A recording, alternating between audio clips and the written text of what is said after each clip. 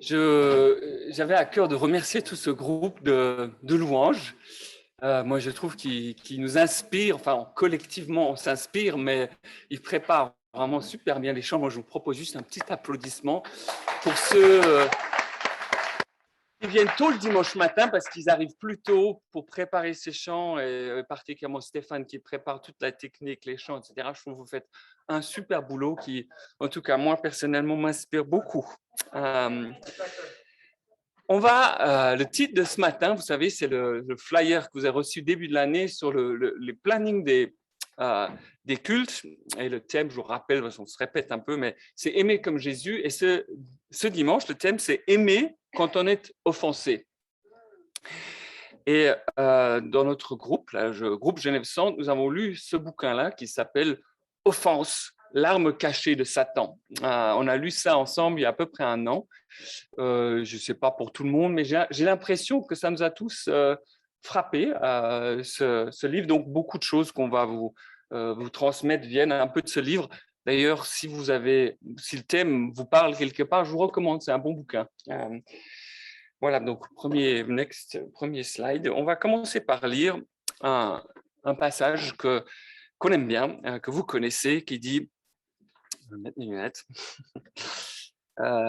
Hébreux 12, verset 14, ça vient juste après les héros de la foi, vous savez, dans Hébreux 11 et Hébreux 12. Cherchez à vivre en paix avec tout le monde et à mener une vie qui plaît à Dieu.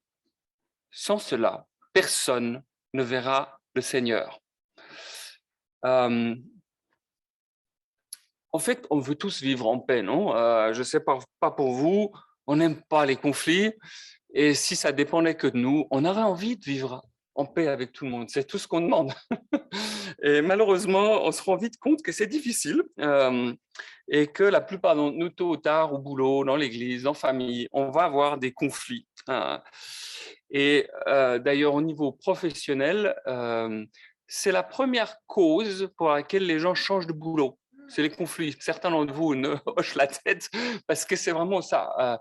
Dans le service où je travaille à l'hôpital, dans le service des soins intensifs, où il y a des gens qui meurent tous les jours, ce n'est pas le décès, des situations difficiles qui causent le fait de faire un burn-out, c'est les conflits. C'est ça la première cause, la première raison pour laquelle les gens changent de boulot. Je ne crois pas qu'il y ait des statistiques là-dessus. Je pense que c'est la première raison pour laquelle les gens quittent l'Église. C'est les conflits aussi. Moi qui dis ça, je ne peux pas m'appuyer sur la grande science pour dire ça, mais je pense que c'est vrai. Donc malheureusement, vivre en paix avec tous les hommes, même si on doit le chercher, c'est difficile et voire c'est pas possible. D'ailleurs, la Bible le cache pas. Il dit d'ailleurs tous ceux qui sont décidés à vivre dans l'attachement de Dieu par leur union avec Jésus-Christ connaîtront la persécution. Rien que pour ça, on ne pourra pas vivre en paix avec tout le monde parce qu'il y aura de la persécution. Et donc la paix, pour autant que ça dépende de nous, on est appelé à le faire, mais c'est pas possible. On peut se dire, mais au moins avec les chrétiens, je vais vivre en paix. Là, ils sont presque parfaits, l'harmonie, la sérénité, ils sont gentils. Et si vous êtes chrétien depuis plus de 15 jours, vous vous rendez compte qu'en fait, les gens dans cette salle ne sont pas si différents que ceux qui sont là dehors. Ils ne sont pas sans péché non plus et que les conflits, malheureusement, sont tout aussi fréquents. J'ai même entendu une fois un frère dire, mais je n'ai pas de conflit avec les gars de dehors, c'est là-dedans que j'ai des conflits. C'est entre guillemets logique dans la mesure où ici on est proche et il y a de l'affection et en fait si vous regardez c'est quand les relations sont proches qu'il y a le plus de conflits.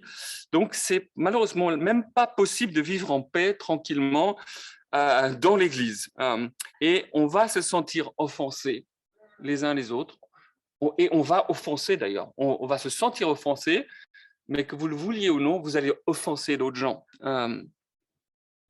Donc, tout ce qu'on a à faire, c'est d'essayer d'être en paix, chercher à vivre en paix. C'est ce qu'il dit ici, chercher à vivre en paix.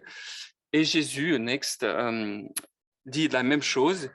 Jésus, dans son sermon sur la montagne, a dit « Heureux ceux qui répandent autour de la paix », d'autres traductions, qui procurent la paix, qui créent la paix, d'autres traductions encore, car Dieu les reconnaîtra pour ses fils. Et si vous pensez, c'est intéressant ce que dit Jésus. Il dit heureux ceux qui créent la paix, qui procurent la paix, pas heureux ceux qui sont en paix. Parce que nous, on dirait ça, heureux je suis quand j'ai pas de conflit là, tout va bien les gars. Heureux êtes-vous si vous gardez la paix. Mais c'est pas ce qu'il dit. Il dit heureux ceux qui procurent la paix. J'aime bien l'anglais, il dit heureux, ils ne sont pas les peacekeepers, ceux qui gardent la paix, mais les peacemakers, ceux qui activement procurent la paix. Et c'est, je crois, une nuance importante, parce que être en paix, c'est un sentiment. C'est genre, je suis en paix. Personne ne m'en veut et voilà, tout va bien. L'autre, c'est actif. Je crée la paix, je fais la paix. Je suis un artisan de paix. Je suis un rétablisseur de paix. Je suis, si vous voulez, un travailleur de la paix. Ça demande de l'effort, ça vient malheureusement pas tout seul. Et donc, la paix dont parle Jésus, c'est une paix qui malheureusement demande un effort, qui demande du travail. C'est pas juste un sentiment.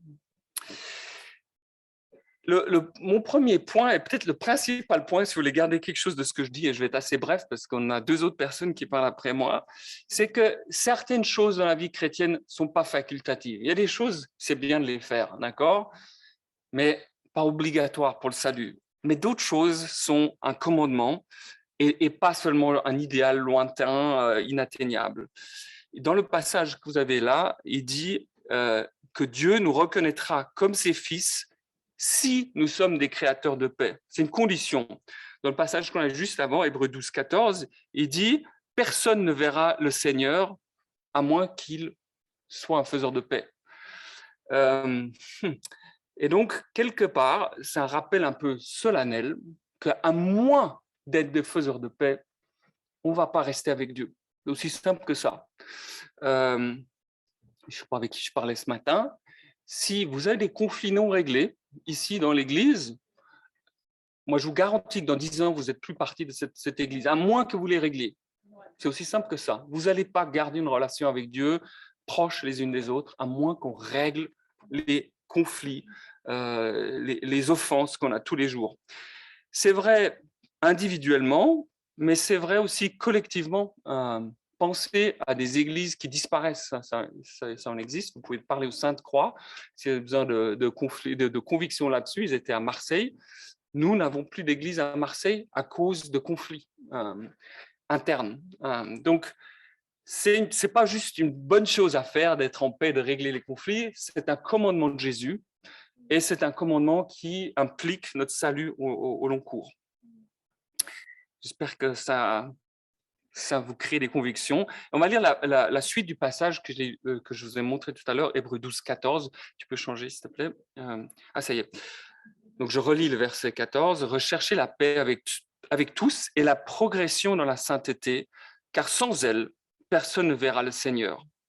Veillez à ce que personne ne se prive de la grâce de Dieu, à ce qu'aucune racine d'amertume produisant des rejetons ne cause du trouble et que beaucoup n'en soient infectés. »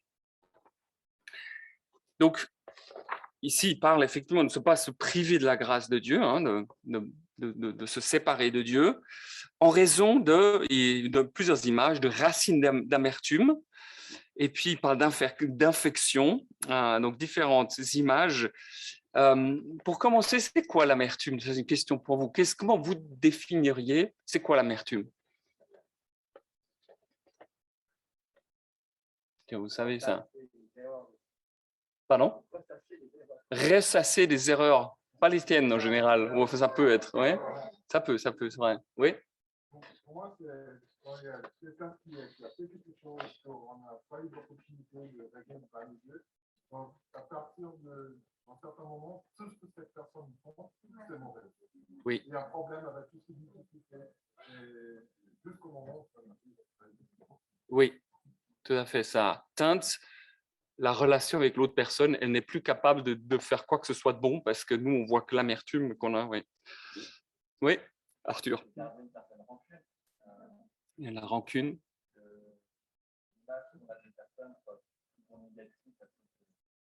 Oui, rancune, ouais.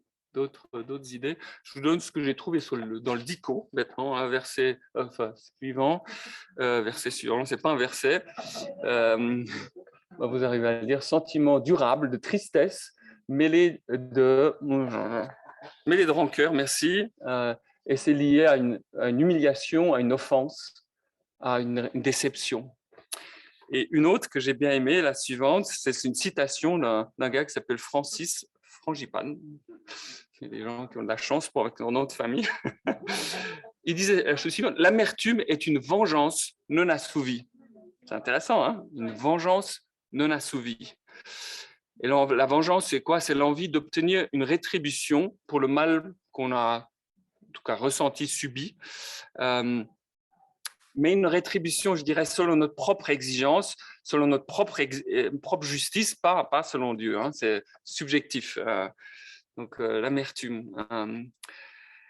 Et donc, la Bible, elle parle de racines d'amertume.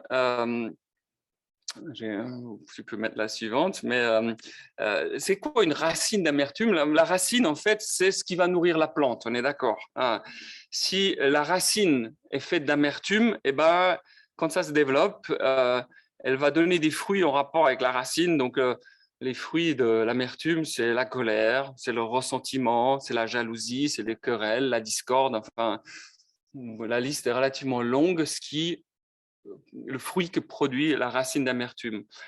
Au contraire, si la racine, c'est l'amour, ben les fruits vont être, on a la liste, hein, l'amour, la joie, la paix, la patience, la bonté, la bienveillance, la foi, la douceur, la maîtrise de soi, c'est les fruits de l'esprit. Donc le fruit dépend des racines, on est d'accord?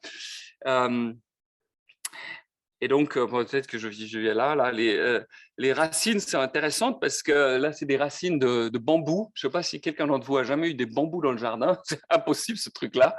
Vous arrachez une racine et ça, vous avez presque l'impression que ça rend la chose pire parce qu'elle repousse dans 5 autres endroits, mais parfois assez loin. Ça peut être de 10 mètres plus loin.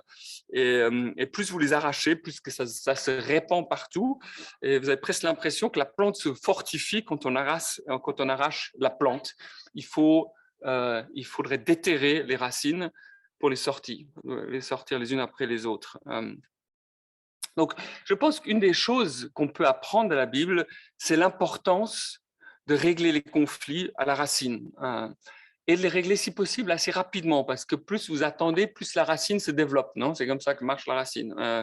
Elle va aller plus loin. Et de ne pas laisser traîner les conflits qui tentent à créer l'amertume. Et la Bible est bien, et c'est pour ça que je crois que c'est la parole de Dieu, parce qu'elle nous donne les bons, mais aussi elle nous donne les mauvais exemples. L'Ancien Testament, mais aussi le Nouveau, est plein d'exemples de racines d'amertume. Juste quelques exemples. Joseph et ses frères. Joseph, il offense ses frères par ses rêves grandiloquents, où en gros, il leur dit, vous allez m'être soumis, etc. Les frères sont offensés. Qu'est-ce qu'ils font? Ils le vendent en esclavage. Ils ont failli le tuer. Pensez à Absalom et David, un peu plus loin, c'est 2 Samuel 13. Là, une des filles de David, Tamar, a été violée par un de ses frères. Vous voyez, ce n'est pas toujours bien les histoires. Mais David laisse traîner l'histoire, il ne règle pas le conflit. Et qu'est-ce qui se passe? C'est que ça crée beaucoup d'amertume chez Absalom, qui va finir par se révolter des années plus tard, contre son propre père, va faire un putsch. Etc. Puis bon, on voit David d'ailleurs qui répète le même comportement, il ne règle pas les problèmes, David, puisque Absalom ensuite il le laisse revenir, mais il règle pas la racine n'est pas réglée avec lui. 6 ans plus tard, à ce moment-là, lui il crée son propre putsch à cause de plusieurs racines qui se développent les uns après les autres et qui ne règlent pas. Et puis, on connaît l'histoire de Jacob avec Laban, son beau-père. Il y a un conflit par rapport à la dot, par rapport à ses femmes. Voilà, c'est compliqué. C'est pas réglé, c'est pas discuté. Et puis, ça conduira à une séparation violente entre les deux. Ils n'arrivent plus à vivre ensemble. Donc, et la liste est très longue. Hein, j'ai pris quelques exemples, mais c'est très long je parlais tout à l'heure dans nos églises, je pense que c'est une des principales menaces finalement dans nos églises aussi. Et j'ai été frappé, on a fait quelques jours avec les anciens en formation, mais d'entendre des conflits à Zurich, des conflits à Lyon, des conflits à Bruxelles, etc. Il me dit, il faut pas être naïf, ça peut se passer parmi nous. Et je pense qu'il faut vraiment avoir la conviction que quand on ressent des amertumes, des offenses, on doit régler cette histoire parce que ça va porter des fruits qui vont être mauvais et qui risquent de nous séparer les uns des autres. La Bible dit, veillez à ce qu'il n'y a aucune racine d'amertume. Il dit aucune. Pas, il y a des petites racines, ça va, tu les ignores. Mais il dit aucune racine d'amertume parce qu'elles grandissent et parce qu'elles font des rejetons. Et puis, à l'autre image, il dit veillez à ce qu'aucune racine d'amertume ne cause du trouble et que beaucoup n'en soient infectés. Donc, il y a l'image de la pandémie, si vous voulez, de l'infection, non on sait tous comment, comment on gère une infection qu'on ne sait pas soigner. Et c'est difficile de soigner l'amertume. Bon, enfin, qu'est-ce qu'on fait dans une infection? On essaye de soigner avec des médicaments. Et si on n'y arrive pas, on dit, toi, tu restes ici, tu ne bouges plus jusqu'à ce que tu sois guéri. Mais il dit quand même, nous met en garde de ne pas être infecté. Ça veut dire que l'amertume est transmissible. C'est-à-dire que si vous avez quelqu'un dans votre amitié proche qui est blessé, qu'est-ce qui se produit nous-mêmes? On ressent son sentiment d'amertume. Je sais que dans le couple, ça arrive assez souvent. Dominique peut me raconter des choses qu'elle vit par rapport à des choses, des situations dans les sœurs. Si je ne fais pas attention, ça me contamine et moi aussi, je suis amer parce que je prends position. Et donc, il dit faites attention, c'est transmissible. Donc, à quelque part, il faut aider nos frères et sœurs qui ont reçu, qui ont de l'amertume à régler leur histoire. Mais il faut aussi faire attention de garder un peu ses distances pour ne pas être infecté soi-même quelque part. Hein. C'est ça que ça veut dire. C'est une infection. Une façon de le voir, c'est de dire une racine d'amertume, c'est une blessure, c'est une maladie. Et de la même façon que vous ne laisseriez pas votre frère avec une plaie ouverte qui saigne, débrouille-toi, on ne regarde pas, on ignore. De la même façon, si on entend entre nous quelqu'un qui souffre parce qu'il a une offense, il y a un conflit pas réglé, on doit l'aider à régler cette histoire-là, comme vous l'aideriez s'il a une blessure. C'est quelque chose qu'on ne fait pas potentiellement. Ça va le détruire spirituellement. Donc, je vais aller très vite pour la fin de mon point. On doit soigner, comment on soigne, et là, ça dépend des situations. Il n'y a pas un remède miracle pour tout. Ça dépend de la situation. Tout à l'heure, on aura le témoignage de Paula qui nous parle d'un conflit et d'une offense dans la famille. C'est probablement différent d'une situation à l'intérieur de l'Assemblée. Tu peux mettre la diapo suivante. Dans l'Assemblée, je vais juste parler de celui-là, je vais laisser Paula parler et aussi Alain parler des situations de famille. Mais dans l'Assemblée, on a quand même ici, dans Matthieu, quelque chose de très clair, vous connaissez ce passage, qui dit « Si ton frère s'est rendu coupable à ton égard, va le trouver en tête à tête et convainc-le de sa faute. S'il t'écoute, tu auras gagné ton frère. S'il ne t'écoute pas, prends avec toi une ou deux autres personnes pour que toute l'affaire se règle sur la déclaration de 2 ou 3 témoins. Et il y a une suite à ça, c'est-à-dire qu'on monte le volume. Si la personne ne veut pas écouter, pour autant qu'elle a raison. Donc, c'est pour ça l'utilité d'avoir 2 ou 3 personnes avec toi qui peuvent parfois te dire, là, écoute, tu es un peu sensible ou tu exagères. Peut-être ça peut arriver. La question, je pense, c'est pas difficile à comprendre ce passage, on l'a tous déjà lu, je ne vais pas m'étendre là-dessus. La question pourquoi, la question principale pour moi, c'est pourquoi est-ce qu'on ne le fait pas plus souvent ça? Parce que je pense que vous êtes d'accord, des petits conflits, on en a tous, mais combien de fois les gens sont venus réellement vous voir et vous ont dit, tiens, tu m'as dit ça, ça m'a offensé. Ça arrive, mais ça arrive probablement, moi je dirais trop rarement, on ne le fait pas assez. Donc, je vous pose la question, pourquoi est-ce qu'on le fait pas plus souvent, ça? Ouais.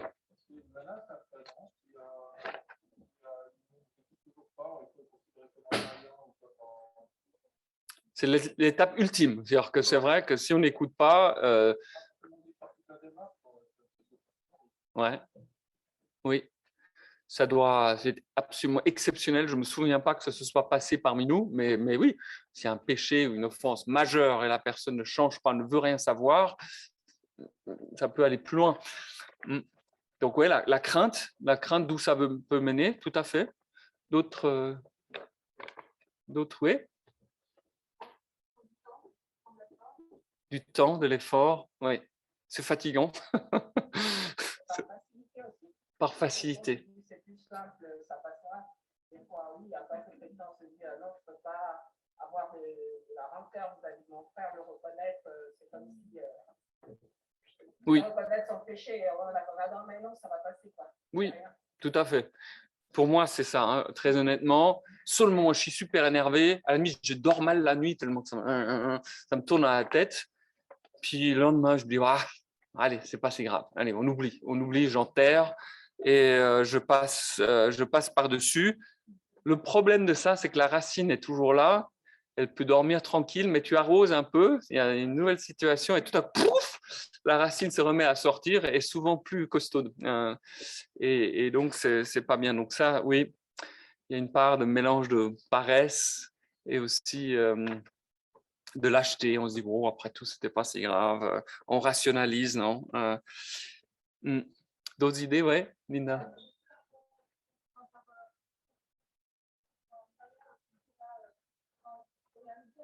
Oui, oui, oui. L'autre, c'est la peur, en fait. Hein? Ouais. La peur de l'autre, la peur de se montrer vulnérable, parce que dire à quelqu'un, tiens, tu m'as blessé tout de suite, tu m'as blessé, c'est se rendre vulnérable hein, et peur qui en rajoute une couche, en fait, non? Oui, d'accord.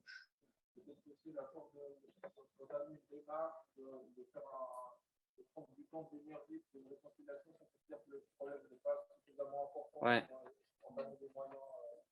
Oui.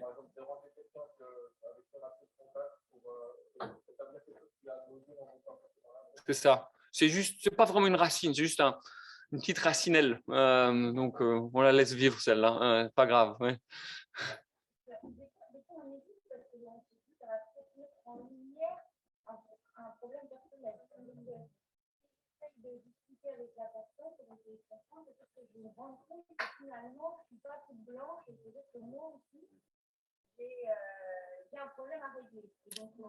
Oui. Oui, tout à fait. C'est forme d'égocentrisme, en fait. Le problème de ça, parfois aussi, c'est que de ces interactions, on grandit, non? Parfois, vous savez très bien que c'est une tendance chez l'autre et qu'il faudrait que ça change. Ça fait X années qu'il est chrétien, qu'il est toujours aussi égocentriste ou rude ou peu sensible ou va savoir quoi. Et ça lui ferait du bien, mais non seulement nous, on se prive d'une réconciliation, mais on prive aussi l'autre d'une occasion d'avancer. Donc, cette forme d'égocentrisme, en fait, a beaucoup de répercussions qui ne sont pas bonnes pour tout le monde. Donc, ouais. Je vais m'arrêter là, mais juste peut-être pour répéter, c'est un commandement de Jésus de se réconcilier, d'être en paix. C'est un commandement, ce n'est pas facultatif. Notre salut en dépend. C'était un des points. Et si on a des conflits ou des racines, même juste d'amertume, notre devoir, c'est de creuser, prendre la pelle, d'aller jusqu'à la racine, de prendre la racine, de faire tous nos efforts pour l'arracher. Parfois, il faut être à 2 ou 3 pour l'arracher, mais de l'arracher. Puis ensuite, on doit pardonner et retrouver la paix. Ça, c'est ce que Jésus veut qu'on fasse. Et à ce stade-là, je vais donner la parole à Paula qui va faire un témoignage sur une situation d'offense familiale. Merci Paula d'avance pour ta vulnérabilité.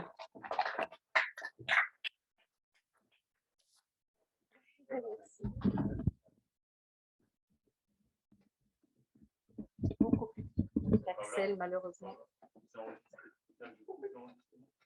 Non, ça ne me gêne pas. J'ai rien à cacher. Hop, voilà.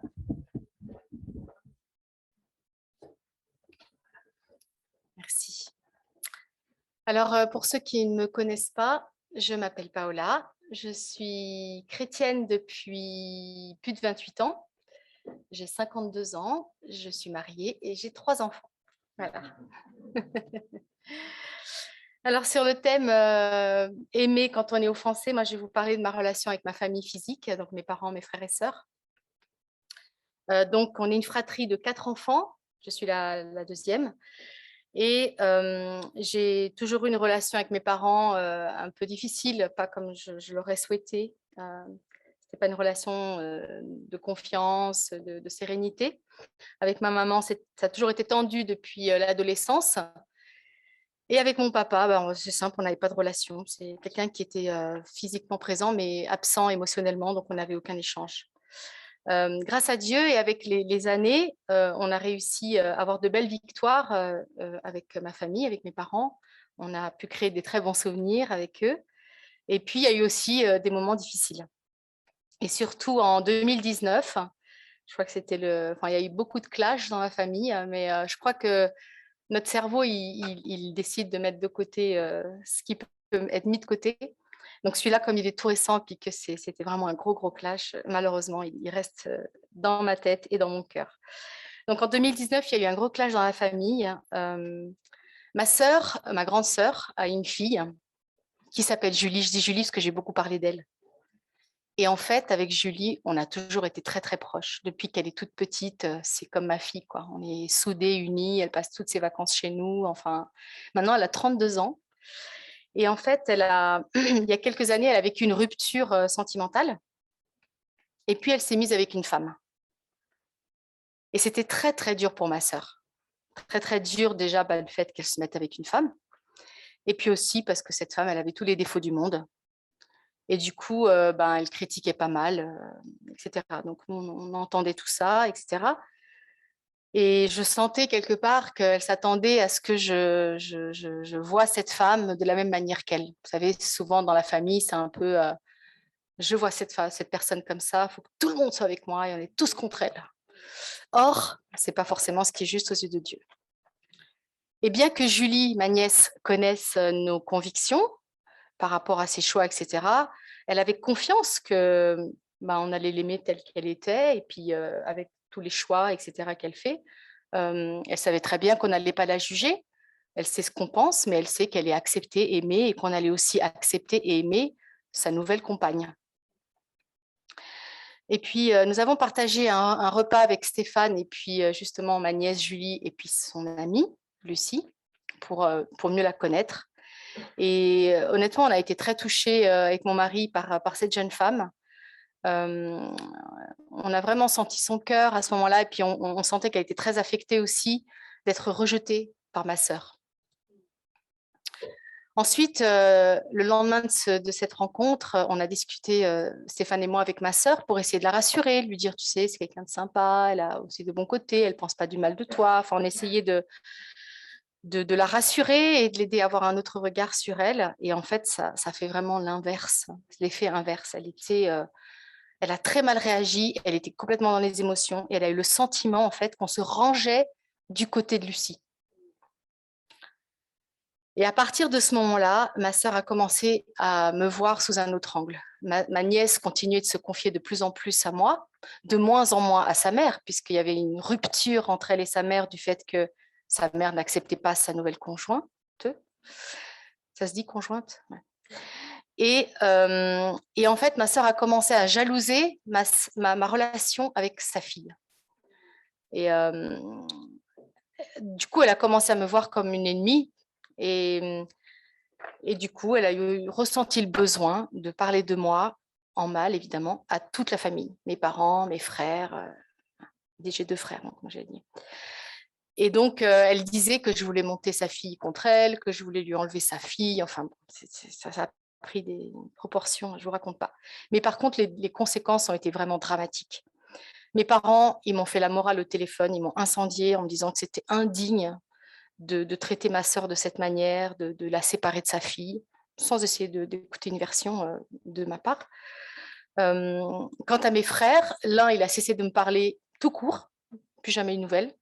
Et l'autre, il m'a appelé au téléphone pour m'insulter et me dire que c'était complètement...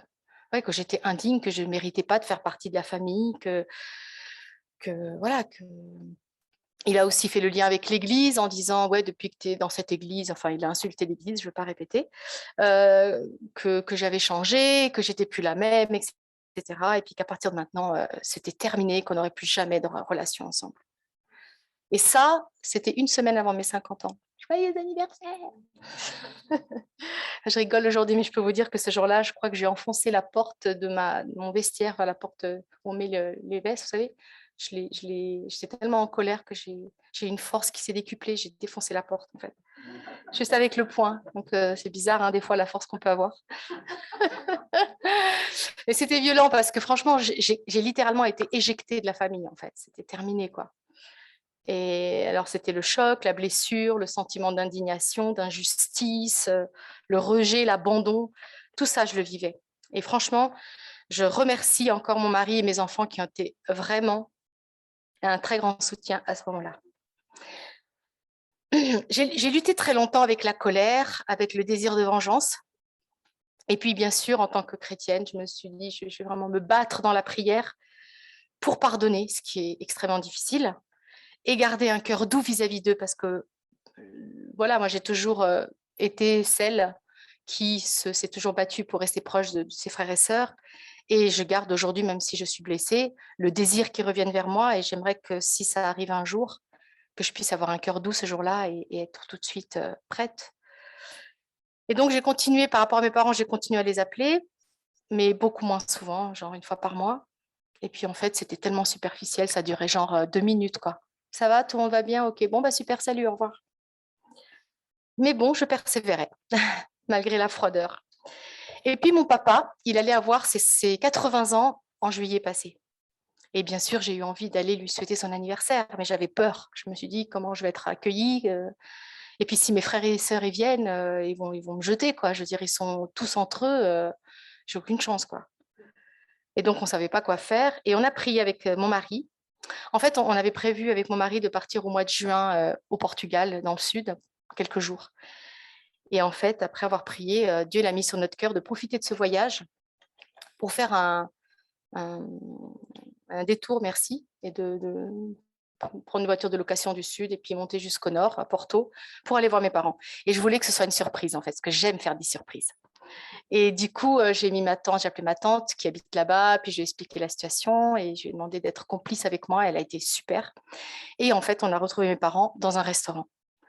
Et ils savaient qu'il se passait quelque chose, mais ils ne savaient pas quoi. Et puis quand ils nous ont vus, franchement, j'appréhendais, hein, j'avais le cœur qui battait à 100 à l'heure, mais ils étaient très touchés en fait. Mon papa s'est mis à pleurer, il m'a pris dans ses bras. Ça me fait penser à toi, Thierry, quand tu me disais un papa est toujours heureux de retrouver sa fille.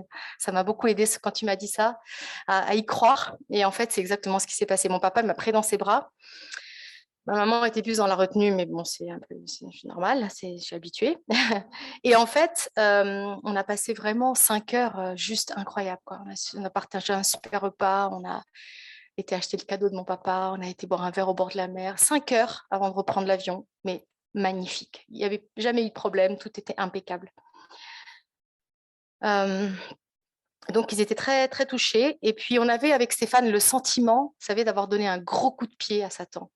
Mais vraiment un gros coup de pied. Un peu, tu me fais du mal, mais moi, je donne de l'amour. Et voilà, quoi. Satan avait disparu ce jour-là. Il n'y avait plus rien de négatif. Il y avait l'amour inconditionnel de Dieu. Et grâce à Dieu, bien sûr.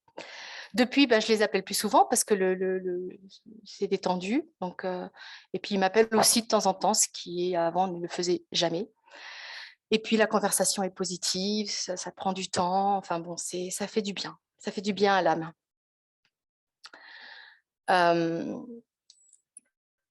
Je me pose des fois la question, qu'est-ce que ce sera à l'avenir? Est-ce qu'il y aura un autre gros clash? Est-ce qu'il y aura encore des mauvaises langues? J'en sais rien. Mais ce que j'ai appris à travers tout ça, c'est à ne plus avoir d'attente par rapport à ma famille, mais de me concentrer sur le fait d'aimer gratuitement, de donner gratuitement. Me concentrer sur ce verset que j'adore en Romains 12 qui dit « Ne sois pas vaincu par le mal, mais sois vainqueur du mal par le bien ». Bien sûr, j'aimerais que Dieu me fasse justice, hein, et je prie que mes frères et sœurs ils réalisent leurs accusations injustes et puis qu'ils reviennent vers moi. Mais je prie aussi que Dieu me garde de l'amertume, justement, comme tu disais tout à l'heure, Axel, et qui m'aide à vivre comme un vrai disciple de Jésus, qui a montré l'exemple d'un amour inconditionnel. Et quand il était accusé, etc., il s'en remettait à Dieu, il faisait confiance. Donc voilà, je vous raconterai, j'espère, des bonnes nouvelles dans les années à venir. Merci de m'avoir écouté.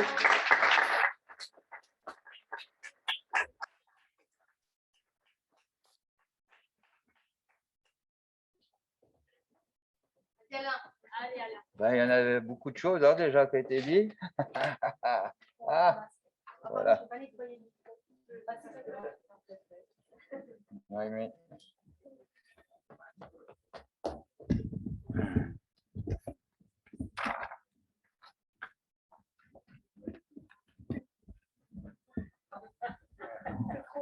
Il me regarde. Voilà.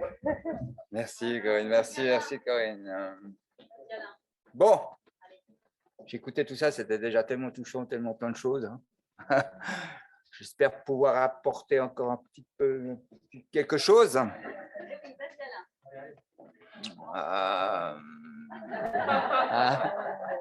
Je n'ai pas entendu, c'est tant mieux. Il va falloir qu'on discute. La racine. On en a des racines. Voilà. Bon, ok, c'est parti. Bon, alors déjà, Thierry, tu as parlé que ce culte était un prémisse du culte d'en haut. On a eu Jésus qui rentrait avec un âne sur le dos d'une ânesse à Jérusalem. Donc, j'espère qu'aujourd'hui, c'est en mulet. Là. Il fallait que je commence par quelque chose. Bon. Alors, en tant qu'assemblée, je sais qu'ici on s'y emploie, je sais qu'ici on tend vers. Recherchons ce qui contribue à entretenir la paix et nous faire grandir mutuellement dans la foi. Hein? Je sais pas si tu l'avais. Hein? Ouais. Bon, il y a tellement de cas de figure dans l'enfance, dans le monde, on peut toucher et tout. Je vais un peu passer dessus comme ça. En voiture, vous voyez un peu le gars, il vous fait un geste, je ne le ferai pas. Et tout. Ça a l'air bon, ben voilà, c'est juste. Mais quoi qu'il en soit, ça quand même, ça entretient quelque chose. En tout cas pour moi aussi, mon regard sur le monde, souvent je peux être un peu dur. Et du coup, ça met quand même au défi mon orgueil. Mon orgueil de ne pas lui répondre, le mal par le mal, et tout ça. Donc, c'est une occasion déjà pour l'orgueil. L'aimer, ça, il a passé tellement vite que je n'ai pas eu le temps. Et voilà. Dans le monde, mais ce coup-là, au boulot, on en a parlé. Voilà, au boulot, ça va nous aider à vraiment devoir gentiment à faire comme Jésus nous demande, de discuter et que même si la personne garde la mauvaise foi, ça ne fait rien. On va chercher dans les Écritures. Et merci pour toutes ces Écritures, Seigneur. Dans le monde, notre famille de sang, ça c'est tout chamboulé, comme disait Paola. C'est vrai que l'amour devrait y régner normalement. C'est comme une évidence. L'orgueil ne devrait même pas avoir sa place. Rempli de moments ensemble, rempli de compassion pour ceux qui nous ont élevés, accompagnés, partagés et tout. Serra l'arrose l'important. Et pourtant, le cœur saigne, l'orgueil crie, l'amour placé tout en haut n'a pas le figure. Et bien sûr, nos frères et sœurs dans l'Assemblée, il est là, un terrain riche à la parole, de mettre en pratique. Jésus, lui, qui insulté ne rendait pas l'insulte, maltraité ne faisait pas de menace, mais se remettait à celui qui juge justement. En Romains 15, 2, 4, et j'ai fait 2, 4, c'est que chacun de nous cherche à plaire à son prochain pour son bien, en vue de le faire grandir dans la foi. On en a parlé.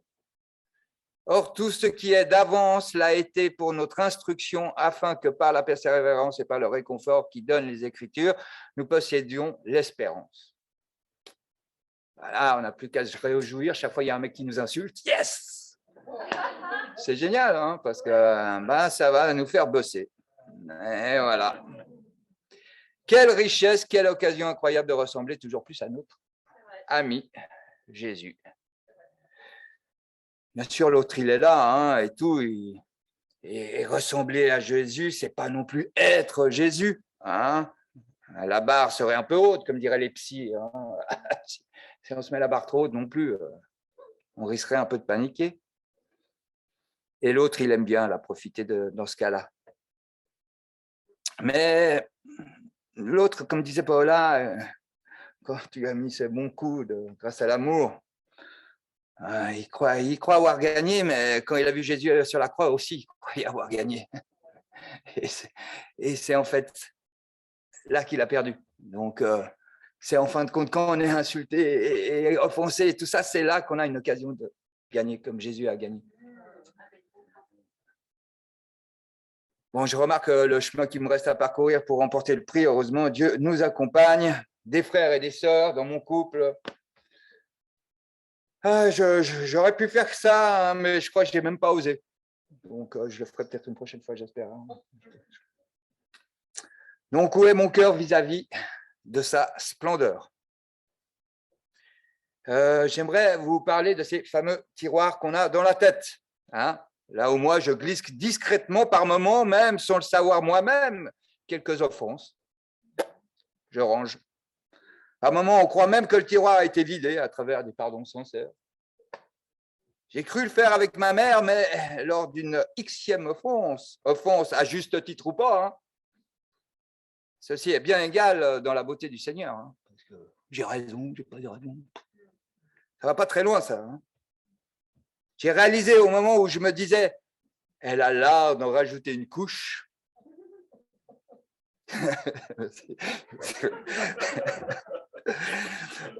Que j'avais mon tiroir marqué maman, plein, prêt à exploser à la figure, c'est ce que ça m'a fait. La XM, ça a tout explosé. Et j'ai une colère digne d'un non-chrétien que j'étais avant. Hein, vraiment la colère, je ne dis même pas les images. Quoi, oui, non, voilà. Il m'a juste dit non, tais-toi là quand même. Ouais. Que j'étais, que mes pardons méritaient d'être revisités avec l'aide du Seigneur, avec toutes les armes à ma disposition qu'il m'avait mis. Dieu est avec nous quand on fait les pas vers. J'ai écrit une lettre, mon cœur dans le feu, j'y ai enlevé les aspérités, j'allais cliquer pour envoyer, quand en relisant, j'ai été interpellé que j'avais écrit l'énumération de ces offenses envers moi. Juste simplement pour une question de compréhension de ce que j'étais en train d'écrire. Donc, j'ai fait une petite énumération, comme ça, je me suis dit, bah, c'est bien, comme ça, elle va se rendre compte. Hein, juste avant le clic. Et sur la suggestion de notre meilleur ami, il dit, j'ai creusé dans les Écritures et il m'a offert le proverbe 17, 9. Celui qui couvre une faute cherche l'amour et celui qui la rappelle dans ses discours divise les amis. Bah, je suis tombé sur cette écriture juste avant le clic. Je ne sais pas si j'aurais dû relire ou pas. Quoi. J'ai effacé tous ces offenses et puis j'ai envoyé. Peut-être qu'il resterait encore des aspérités. Je n'ai pas de résultat pour l'instant de la lettre. On verra. On prie et on fait confiance. Et comme disait Paula, on se prépare à que notre cœur soit prêt à la X+1, éventuellement. Par-dessus tout, pardonnez d'un amour sincère et dans la crainte de Dieu qui dit « Si vous pardonnez aux hommes leurs fautes, votre Père céleste vous pardonnera aussi. Mais si vous ne pardonnez pas aux hommes, votre Père ne vous pardonnera pas non plus. » Ouais, ça fait quelque chose. Donc, dans le livre là qu'on a un peu lu, là, la France, je vais juste finir par une écriture assez longue. Voilà. Et juste un peu la montrer comme le livre la démontre. Et ça m'a tellement parlé, je me suis dit, mais ça, c'est vraiment incroyable. J'aurais jamais vu ça dans cette écriture. Et voilà, nous allons lire Matthieu 18, 23, 35. Hein, prenez vos Bibles. English people. Aussi espagnol. Ok, je vais rester au genevois. Matthieu 18, 23. C'est pourquoi le royaume des cieux est semblable à un roi qui voulut faire rendre compte à ses serviteurs. hein. Quand il s'est mis à compter, on lui amena un qui devait 10 000 talents. Hein, genre 10 000, pardon. Hein. Comme il n'avait pas de quoi payer, son maître ordonna qu'il soit vendu, lui, sa femme, ses enfants et tout ce qu'il y avait, et que la dette soit, afin que la dette soit acquittée dans le feu.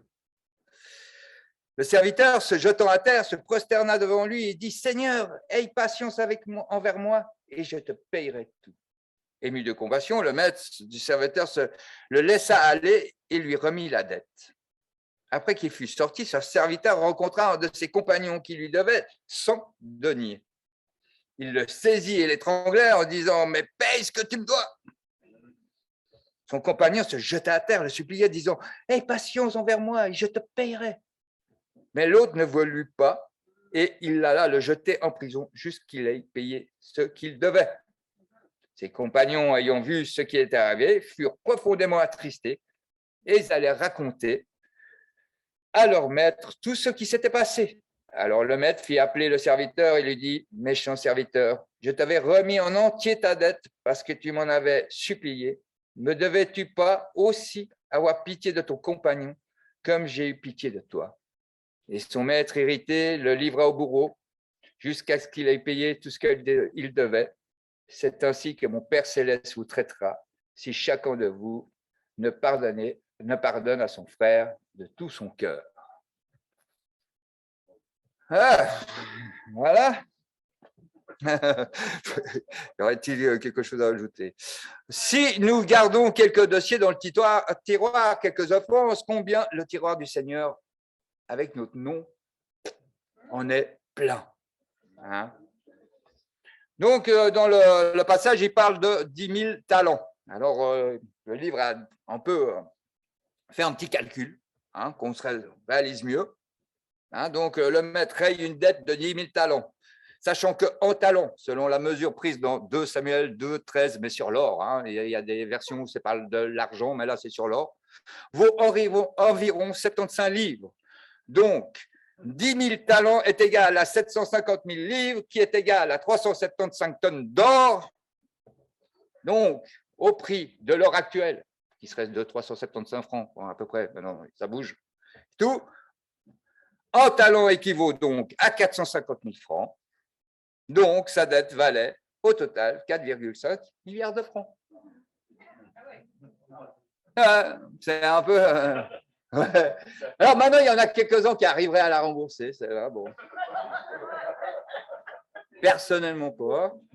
Et voilà, ça représente en fait parce que en fait, Jésus nous pardonne, quoi. C'est comme s'il nous pardonnait 4,500 millions de milliards. Alors que les 100 deniers représentent 4 000 francs. Alors, c'est comme si on retenait une offrande de 4 000 francs alors qu'on a eu un crédit de 4 milliards 500 millions et tout. C'est exactement ce que représente quand on ne veut pas pardonner et qu'on n'essaye pas de combattre cette petite racine d'amertume.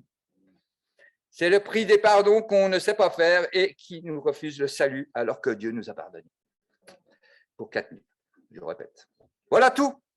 Alors, remercions chacun qui contribue à apprendre à pardonner, à ne pas rester offensé, à ne pas créer d'offense. Voilà, on peut juste pardonner, prier. Notre Père qui es aux cieux, que ton nom soit sanctifié, que ton règne vienne, que ta volonté soit faite sur la terre comme au ciel. Donne-nous aujourd'hui notre pain de ce jour. Pardonne-nous de nos offenses comme nous pardonnons à ceux qui nous ont offensés. Et ne nous laisse pas rentrer en tentation, mais délivre-nous du mal, car c'est à toi qu'appartient le règne, la puissance et la gloire au siècle des siècles. Amen. Amen. Amen.